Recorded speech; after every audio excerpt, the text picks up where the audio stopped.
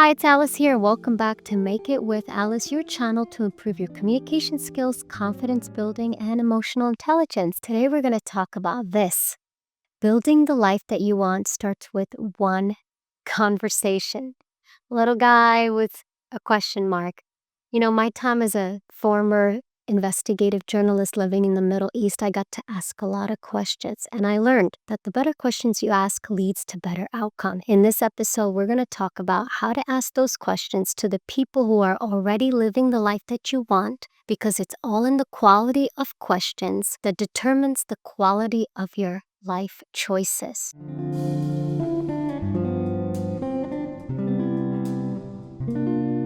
So let's talk about that. Now, you've probably been at a networking event and you've seen this woman and a man and they look professional and they have a nice suit. They may come in with a Tesla. They look so calm and collected. They're making money and you're like, I wish I was like them. And you're excited. You hear their speech and then you meet them and you're blessed and you go home and you say, I can never do that. I can never be like them. You're intimidating. Out of all the people I've interviewed, including politicians and presidents and celebrities, and I've interviewed many people in my life, they all started at rock bottom. They all started at restaurants, busting tables, as we say, wiping tables, washing dishes. Very few just made it. It means maybe they've gotten some money from their parents to start their little business.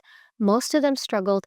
I have struggled to pay my rent at some point. Before you see this, I have been in situations where I was living on my friend's couches. I had a dream and I was going to go after it. Know that when you have a dream and you're meeting people who have these dreams, they know the meaning of sacrifice. You will have to make a sacrifice. You may be late on your payment. Even these people who are making millions of dollars are also late on their payments. They just have larger sums of money to work with. They may have larger sums of debt. At the end of the day, you have to just start. Okay, they will all tell you, we just started. We had one vision, one idea, and we talked to a lot of people. The most important thing is to go out there and have those conversations. And when you meet those successful people, if that's what you're going for, you will realize that they all had a dream, they all had a vision. It could change, but they all went to networking events, they tried businesses, they failed, and they were very good at asking questions. Next time you're in the room, don't be afraid to come up to that person and ask questions. How did you get to where you are? What were some of the challenges you faced? How did you overcome your most difficult period? What is it that you wish you would have done differently? What is a lesson that you've learned? These are essential questions you want to ask because you want to have a framework. You want a way to relate to this person. You want to understand their challenge because you're going through it too. And if you are more brave, say, I'm struggling to find clients.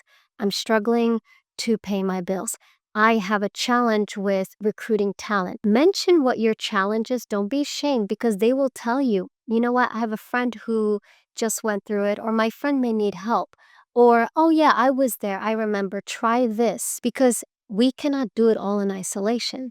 We're not meant to have successful businesses and partnerships and relationships by us figuring out. It's not how we work. Back in the days we were in a community, we asked the shoesmith and the goldsmith and the community doctor. My family's from Czechoslovakia and my grandfather was a doctor. He was the doctor in the town. Everybody went to him for medical advice. My grandmother was the principal. Everybody went to her for English lessons, for French lessons, German lessons. My mom's a teacher. I'm a teacher. Who would have known?